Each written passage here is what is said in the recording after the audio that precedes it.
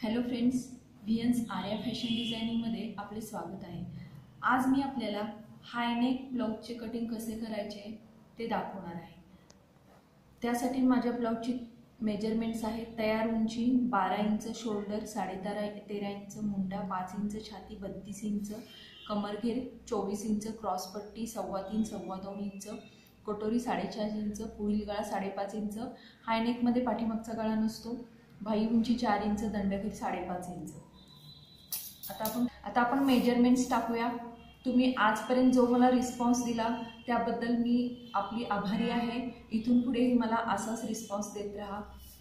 तुमचे काही कमेंट्स असतील तर ते टाकत जा। मी ते पूर्णपणे तुमचे डाउट्स क्लिअर करण्याचा प्रयत्न करेन। तयार उंची आहे 12 इंच प्लस 1 इंच एक्स्ट्रा मार्जिनसाठी। त्याच्यानंतर शोल्डर, याच्यामध्ये आपण संपूर्ण शोल्डरचं माप 13.5 इंच आहे। 13.5च्या अर्धे 6.25 प्लस 0.5 इंच आपण मार्जिनसाठी एक्स्ट्रा घेणार आहे। 7 इंच मी शोल्डर इथे घेते।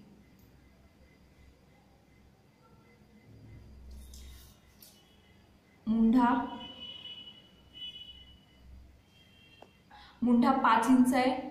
ब्लाउजचा हा कटोरी दोन्हीकडे नेक असलेल्या ब्लाउजचे मी माप घेतले।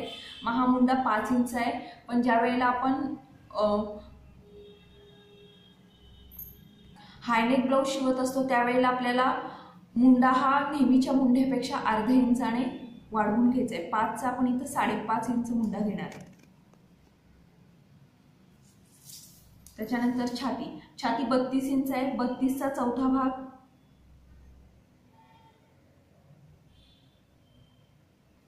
8 इंच येतो। इथं मी 8 इंचावर एक मार्किंग करून घेतलं आणि पुढे 1.5 इंच मार्जिनसाठी एक्स्ट्रा। त्याच्यानंतर कंबर आहे 24 इंच। 24चा चौथा भाग 6 इंच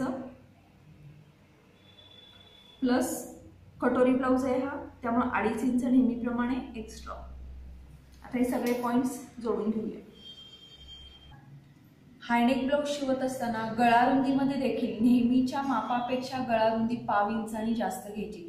या ब्लाउजची मी गळारुंदी माझी नेहमीची 2.25 इंच आहे, त्याच्यात 0.5 इंच मी जास्त घेते। 2.5 इंच मी इथे गळारुंदी घेते। पुढची गळा खोली पण नेहमीच्या मापापेक्षा अर्धा इंचांनी जास्त घ्यायची। पुढचा गळा आहे माझा 5.5 इंच ब्लाउजचा, त्याच्यात अर्धा इंच मी 6 इंचावर घेते, अर्धा इंच एक्स्ट्रा घेतलं। मी तुम्हाला परत एकदा सगळं ड्राफ्टिंग झाल्यावर तुम्हाला परत एकदा सगळं एक्सप्लेन करेन।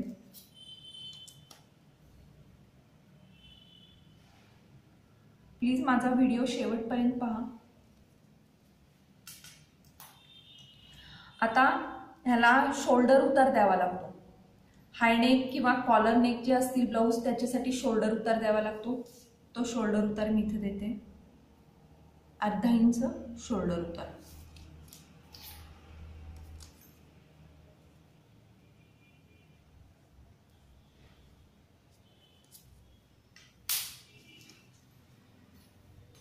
मुंड्याची मापे आखत असताना किंवा मुंड्याचे जे शेप द्यायचे आपल्याला ते आखत असताना पुढचा आहे जो मुंडा तो ह्या काटकोनापासून 1 इंचावर एक पॉइंट घ्यायचा। 1 इंचावर एक पॉइंट घ्यायचा।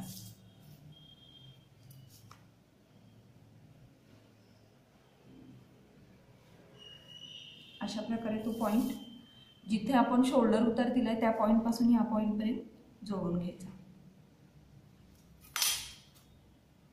मागील मुंडावळण अर्धा इंचावर एक पॉइंट घ्यायचा आणि इथून 0.5 इंचावर एक घ्यायचा पॉइंट।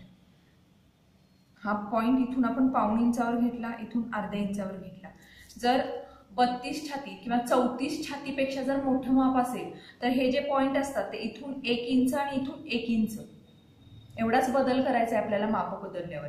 बाकी छोटे ब्लाउज असतील 32 इंच किंवा त्यापेक्षा कमी तर इथून हे अर्धा इंच घ्यायचं आणि इथून 0.5 इंच घ्यायचं। आणि 34 आणि 34च्या पुढील मापांसाठी इथून हे 1 इंच आणि इथून हे माप देखील 1 इंच घ्यायचं। हा पाठीमागचा मुंडा शेप देऊन घेतला आणि हा हा जो आपण पाऊण इंचाचा जो पॉइंट घेतलाय हा झाला आतला मुंडा शेप. हे आतलं मुंडावळ, हे बाहेरचं पाठीमागच्या भागाचं मुंडावळ. आणि आता जी आपल्याला हायनेकसाठी माप टाकायचं आहे त्याच्यासाठी जेव्हा आपण उंची घेतो त्याच्यावर आपल्याला थोडासा कपडा किंवा पेपर शिल्लक पाहिजे, कारण आपण वरच्या बाजूला हायनेकसाठी जी कॉलर घेणार आहे ती वरच्या बाजूला आपल्याला ते मेजरमेंट्स ती वरच्या बाजूला टाकायची गळ्याची. आता आपण ही जी गळा रुंदी टाकली 2.5 इंच, 2.5 इंच गळा रुंदीच्या बरोबर अर्ध्या भागावर मार्किंग करून घ्यायचं 1.25 इंच आलं. हे जे आपण 2.5 इंच टाकलंय ते 2.5 इंच आपण वरच्या बाजूला तसंच वाढवून घ्यायचं आणि इथून पण 2.5 इंच.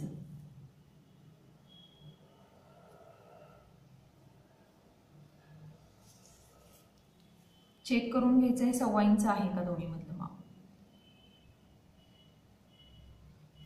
त्याच्यावर 1.5 इंच आपण एक्स्ट्रा मार्जिन साठी ठेवणार आहे.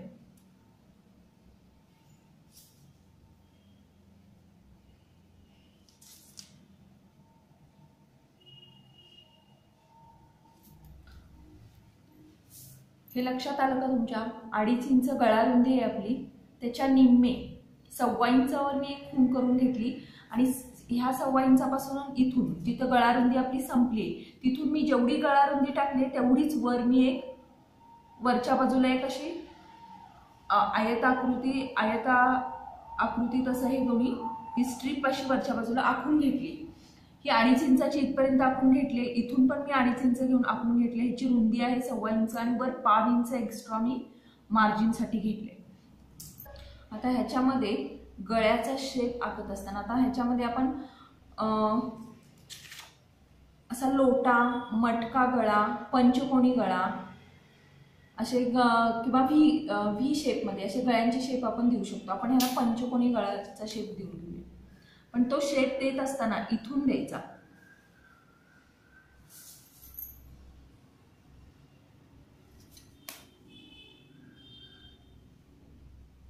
आपल्याला जर थोडा ब्रॉड हवा असेल तर आपण ह्या 2.5 इंच जी रुंदी घेतली त्याच्या बाहेर थोडंसं घेऊ शकतो. नेहमीपेक्षा ह्या गळ्याची उंची 0.5 ते 1 इंचाने आपण जास्त घ्यायची. इथून इकडं घेतलं आणि इथून आपण ह्याच्यामध्ये मटका किंवा लोट्या गळाही घेऊ शकतो. आता नेहमीप्रमाणे खाली क्रॉस पट्टीचे माप टाकायचे. आपले क्रॉस पट्टीचे माप आहे 3.25 आणि 2.25 इंच.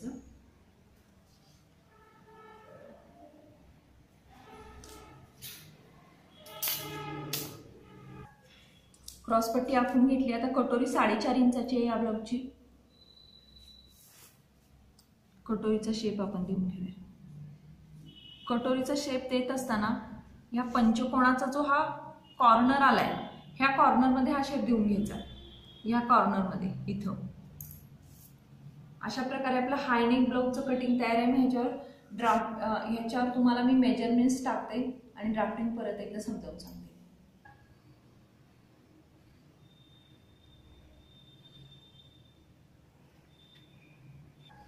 आता हायनेक ब्लाऊज शिवताना मेजरमेंट्समध्ये जे बदल करायचे ते मी इथं पॉइंट आउट केले. जसं की हायनेक ब्लाऊज शिवत असताना मुंढ्याचे माप नेहमीपेक्षा 0.5 इंचाने वाढवायचे. मुंढा उंची 0.5 इंचाने वाढवायची. पुढील गळा उंची असते ती गळा उंची नेहमीच्या आपण जे गळा टाकतो त्याच्यापेक्षा 0.5 ते 1 इंचाने वाढवायची आणि गळा रुंदी 1.5 इंचाने वाढवायची. हे बदल आपल्याला हायनेक ब्लाऊज शिवत असताना करायचे. त्याच्यानंतर आता मी हे ड्राफ्टिंग तयार केले ते तुम्हाला एकदा समजावून सांगते. पूर्ण उंचीमध्ये नेहमीप्रमाणे 1 इंच वाढवायचा. त्याच्यानंतर इथं आपण संपूर्ण शोल्डर घेतो, म्हणजे पूर्ण आपल्याला याच्यात शोल्डर जास्त मोठं येतं शोल्डर ह्याच्यामध्ये. मग शोल्डरच्या अर्धे अधिक आपण 1.5 इंच इथं घेणार आहे ह्या पॉईंट पासून ह्या पॉईंट पर्यंत. नंतर मुंड्याचे माप घेत असताना देखील मुंड्याचे माप नेहमीपेक्षा 0.5 इंचाने जास्त घ्यायचे. आपण जर नेहमी मुंडा 5 घेत असेल तर 5.5 घ्यायचा, 6 घेत असेल तर 6.5 घ्यायचा. म्हणजे कोणत्याही मुंड्याचं माप असू दे त्याच्यामध्ये 0.5 इंच वाढवायचं. त्याच्यानंतर इथं नेहमीप्रमाणे छातीचा चौथा भाग आपण घ्यायचा आहे. त्याच्यानंतर इथं आपल्याला जो मुंड्याचे शेप द्यायचे त्याच्यासाठी आपण इथून ह्या पॉईंट पासून ह्या काटकोनापासून 1 इंच आपल्याला आत यायचे. 1 इंच आत आल्यावर त्याच्यामधून शोल्डरला अर्धा इंचाचा आपण हा शोल्डर उतार देणार आहे. त्या शोल्डर उतारामधून इथून एक लाईन मारून घ्यायची. इथून हे पाऊण इंच घेतलंय मी आणि या पॉइंट पासून अर्धा इंच घेतलंय. हे 32 इंच छातीचं माप आहे. जर छातीचं माप 32 इंच पेक्षा जास्त असेल म्हणजे 34-36 तर त्याच्यासाठी 1 इंचाच्या ऐवजी 1.25 इंच आत यायचं आणि इथून 1 इंच आणि इथून 1 इंच अशा प्रकारे आपण त्याचे मार्किंग करून घ्यायचे. आणि हे ह्याच्या मध्यापासून हा असा मुंड्याचा हा पाठीमागील भागाच्या मुंड्या शेप आणि हा पुढील भागाच्या मुंड्याचा शेप. नेहमीप्रमाणे इथे 1.5 इंचाचं मार्जिन, क्रॉसपट्टीचं माप पण नेहमीप्रमाणेच घ्यायचं. त्याच्यानंतर हे कटोरी ब्लाऊज आहे त्यामुळे कमरेचा चौथा भाग 2.5 इंच मार्जिन नेहमीप्रमाणे, कटोरीचं माप 4.5 इंचाची कटोरी आहे नेहमीप्रमाणे. बाकी सर्व माप नेहमीप्रमाणे, फक्त ही गळा रुंदी आणि गळा उंची वाढवायची आपल्याला. तर आता आपली इथं गळा रुंदी नेहमीची 32 इंच मापाची 2.25 इंच आहे. मी 2.5 इंच घेतले इथं गळा रुंदी आणि 2.5 इंचाच्या मध्य मी घेतलाय. 1.25 इंचावर मी एक पॉइंट करून घेतलाय आणि त्याच्यानंतर वरच्या बाजूला मी जेवढी गळा रुंदी 2.5 इंच घेतली तेवढी 2.5 इंचाची वर एक रेष मारून घेतली आणि तेवढीच इथून मध्यापासून 2.5 इंच आणि जिथं आपली गळा रुंदी संपते तिथून वर 2.5 इंच अशा प्रकारे 1.25 इंचाची मी पट्टी आखून घेतली आहे आणि 1.5 इंच मी वर एक्स्ट्रा मार्जिनसाठी ठेवले. आणि त्याच्यानंतर गळा उंची मी 1 इंच ह्याच्यामध्ये जास्त घेतली आहे.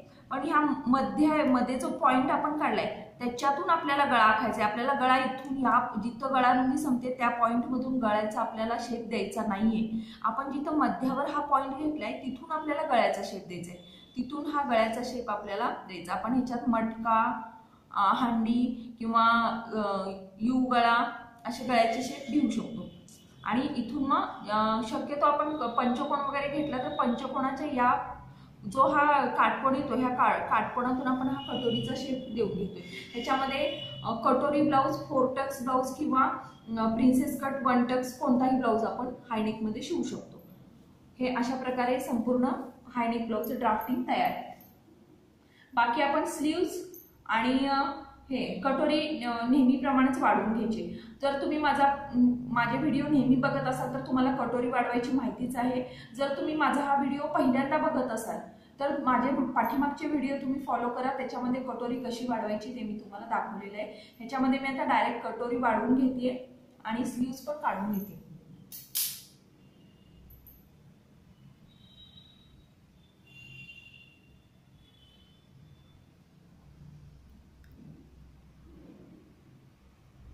आता याचं कटिंग कसं करायचं ते मी तुम्हाला दाखवते.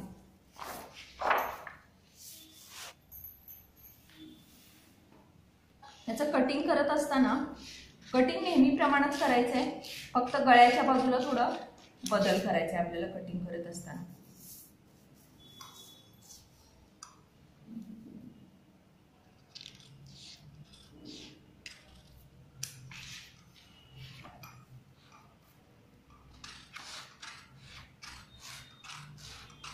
हा जो मधला पॉइंट आहे तिथून आपण जे वर 2.5 इंचावर रेष मारली आहे ती रेष पण आपल्याला अशा प्रकारे कट करून घ्यायची.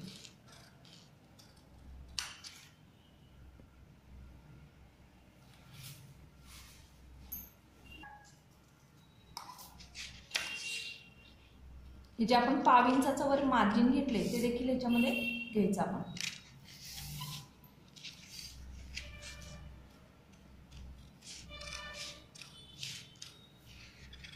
अशा प्रकारे ही पट्टीसह आपण कटिंग करणार आहे.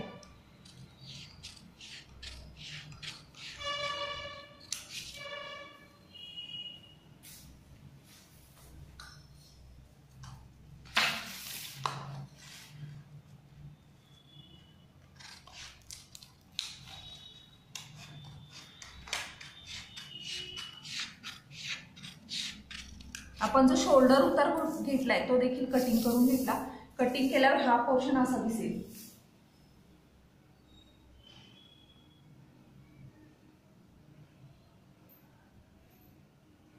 आता हे आपल्याला पाठीमागचा भाग काढून घ्यायचा आहे. पाठीमागचा भाग सेम एवढाच काढायचा, फक्त ही पट्टी आपल्याला पाठीमागच्या बाजूला नको आहे त्यामुळे मी फोल्ड करून घेतली आणि नेहमीप्रमाणे पाठीमागचा भाग असा बॅक साईड आखून घ्यायची. आपण पाठीमागच्या भागाला गळा खोली अजिबात काढायची नाही. फक्त हा शोल्डर उतार जो दिलेला आहे तो घ्यायचा याच्यामध्ये.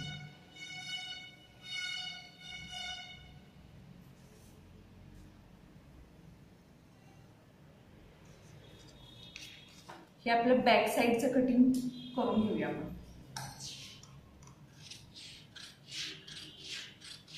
अशा प्रकारे हा बॅक साईडचा भाग काढून घेतलाय. तर पुढच्या भागाचा क्रॉसपट्टी, कटोरी आणि मुंड्याचे जे आपण शेप दिलाय ते आपण वेगवेगळे सेपरेट करून घेऊ आणि कटोरी वाढवून घेऊ. अशा प्रकारे आपण हे कपड्यावर ठेवून याचे कटिंग करून घेऊया. कटोरी आणि स्लीव्ज मी नेहमीप्रमाणे कटिंग करून घेतले. तुम्हाला जर हा माझा व्हिडिओ आवडला असेल तर लाईक करा, शेअर करा आणि सबस्क्राईब करायला विसरू नका. आणि माझा नेक्स्ट व्हिडिओ ह्याचा स्टिचिंगचा आहे तो बघायला विसरू नका. थँक्यू.